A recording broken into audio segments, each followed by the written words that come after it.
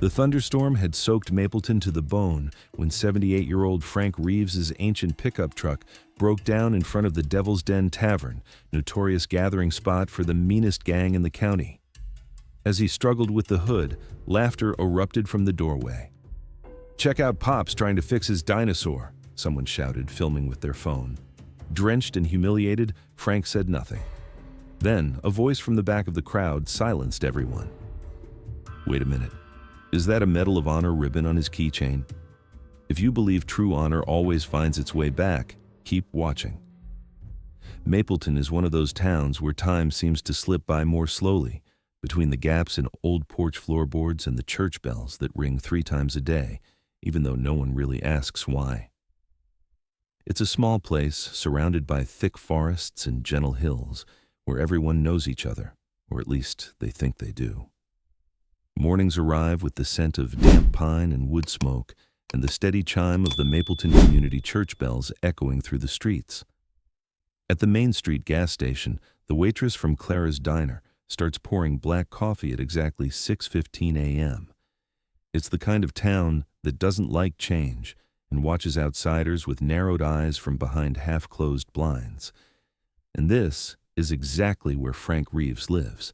He stays in a small wooden cabin on the northern edge of town, near the old abandoned railway line. The house always looks like it's on the verge of falling apart, loose shingles, peeling paint, and a porch that creaks with every step.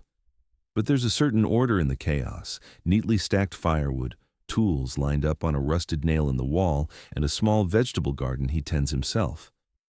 Frank is an average-sized man, his back bent with age, his hands telling a long story of labor. His deep brown eyes seem to carry more than just memories.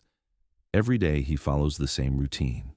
He leaves home around 7 a.m. in his 1967 Ford F-100 pickup, a truck that coughs more than it runs but still holds on most of the time.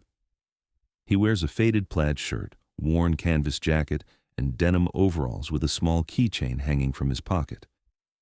In town, he stops by Wilson's General Store for the bare essentials: coffee, bread, maybe a can or 2 of beans. He speaks little, just enough. Most locals reply with a quick nod. Some avoid eye contact altogether. He's strange, some say. Been living alone for years, others add. One of those cranky old veterans, they conclude. Frank doesn't seem to mind. He doesn't argue, he doesn't explain. He just nods and walks away. Downtown, no one really knows where he came from or what he did before arriving in Mapleton over 15 years ago.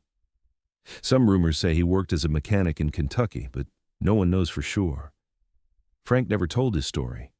In the evenings, Frank heads back home and sits on his porch. Sometimes he carves small wooden figures. Other times he just watches the mist rise over the field. You can't really tell if he's thinking about something or someone. The only sound that breaks the silence is his old truck, which he stubbornly keeps alive with makeshift parts, leftover engine oil, and an almost infinite supply of patience. He doesn't carry a phone, doesn't own a TV. On Sundays, he walks down to the creek near his cabin and strolls through the trees. It's a simple, solitary life. But there's a quiet kind of dignity in the way he lives, even if most people don't notice it. And on that stormy Thursday afternoon, when the fan belt on his rusted truck snapped right in front of the Devil's Den Tavern, sending him into the cold, muddy pavement beneath the harshest eyes in Mapleton, what they saw was just an old man, fallen, vulnerable. The rain had been pouring for hours in Mapleton, but Frank needed to head into town to buy parts for his leaking roof. The truck had been struggling over the last few miles. It coughed and sputtered, the exhaust rattling like a sick lung, but Frank pushed on. He crossed the stone bridge that led to the south side of town where the Devil's Den Tavern sat. It was a place he always avoided. That's where the Iron Wolves gathered, the most feared motorcycle gang in the region. Most people in Mapleton wouldn't even walk past the tavern. Loud laughter and heavy music always spilled from behind its shut windows. Frank had no intention of stopping. He just wanted to pass by and keep going. But fate had other plans. As he turned the corner onto Main Street, the fan belt on his truck finally snapped. The sound was sharp, metal on metal. The engine died instantly. Without power steering, Frank struggled to control the vehicle as it drifted toward the tavern's parking lot. The truck came to a stop right in front of the entrance. For a moment, time stood still. Then, the tavern door swung open. 6 large men in leather jackets stepped out. One held a beer bottle, another had a phone in hand. They burst into laughter. "Damn, look at this!" one of them said, pointing. "The old man drove his museum piece right to our doorstep." "What is that thing, man? Straight out of the Depression era," another mocked, filming the whole scene. Frank, soaked in rain, tried to get out of his truck. His hands trembled slightly, not from fear, but from age. His boots sank into the mud, and every movement made his joints ache. But he said nothing. "Need a hand starting that fossil, Grandpa?" sneered a man with a skull tattoo on his neck. The laughter grew louder. More bikers stepped out to watch the show. There were about 15 of them now, standing among gleaming motorcycles. "Get this on camera, Vince," one shouted. "Ancient man tries to drive and fails." Frank wiped his face with his handkerchief and popped the hood silently. He looked at the broken fan belt and reached for the toolbox he kept behind the seat. The same makeshift repairs he'd been doing for years now seemed futile in the pouring rain. "Cat got your tongue, old-timer," one of the younger bikers mocked, spitting near him. Frank didn't flinch, not a word, not a glance. He just kept working, trying to fix his own failure with the same quiet dignity he carried through every day of his life. At that moment, the scene caught attention from across the street. On the sidewalk, a mother hurried her child along, glancing over then quickly crossing to the other side. A small gesture, but full of meaning. No one wanted to get involved. When Frank finally managed to step back from the hood, another wave of laughter echoed around him. "Maybe he's senile," someone shouted. "Nah, just obsolete," replied another. That's when an older biker stepped out of the shadows of the tavern and slowly approached Frank. His name was Marcus Blackwood, president of the Iron Wolves. The group fell silent for a moment out of respect. Marcus studied Frank's truck. Then his eyes locked on something hanging from Frank's belt loop, a keychain with faded ribbons that most wouldn't recognize. But Marcus did. "Hold up," he muttered. "Is that a Medal of Honor ribbon?" The laughter stopped. Phones were lowered. For the first time, someone was looking at Frank without mockery. The atmosphere shifted, but no one knew why. "Not yet." Frank said nothing. He simply wiped his hands on his overalls, turned the key, and tried to start the truck. It sputtered, but wouldn't catch. Not even on the third try. The sound of the starter motor scraped against the heavy silence now hanging in the air like thick fog. The bikers still stood around him, but the laughter had stopped. Their mocking looks had turned uncertain. Frank kept his head down.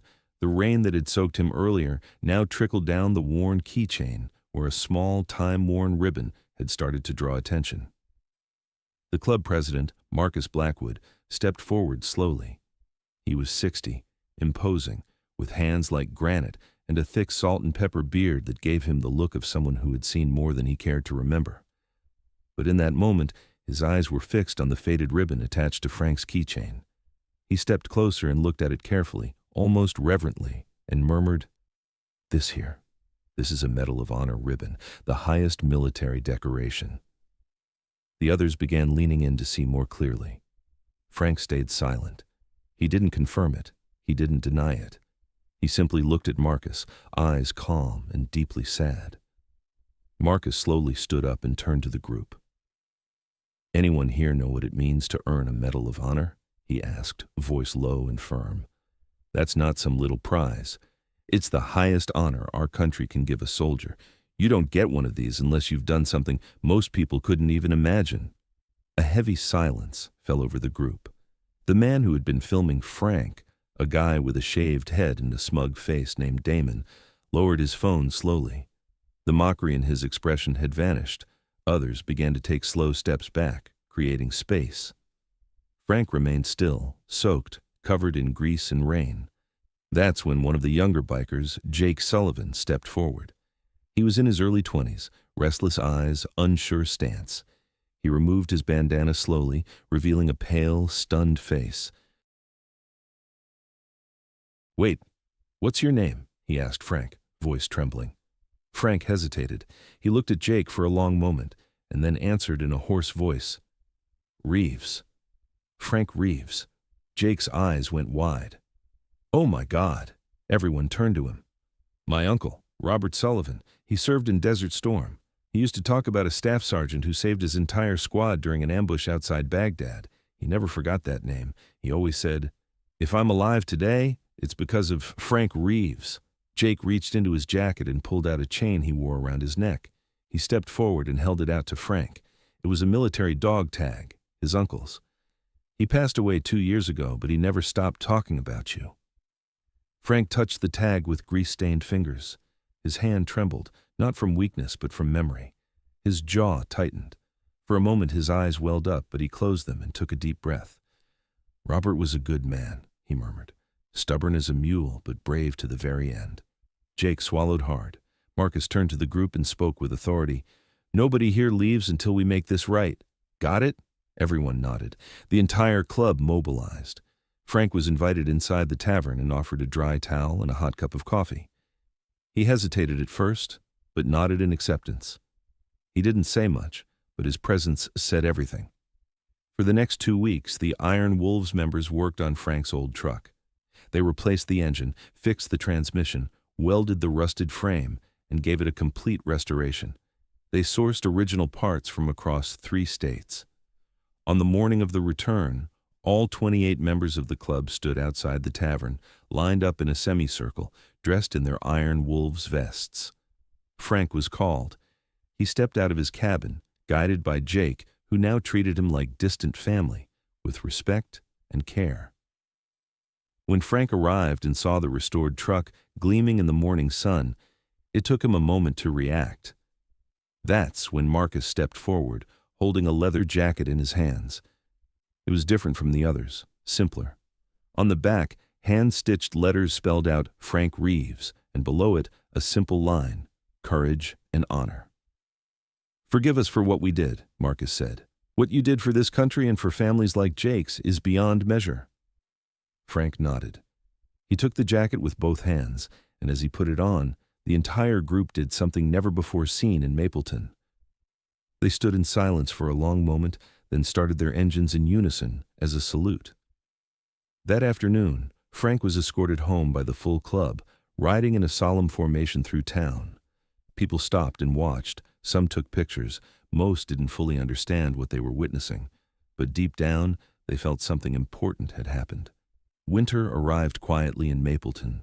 Snow began piling up along the sidewalks, and the wind blew colder, carrying with it the scent of firewood and something old and timeless. The bells of Mapleton Community Church still rang out every Sunday, just like always. But now, something about the sound felt different. Since that day, something had changed in Mapleton.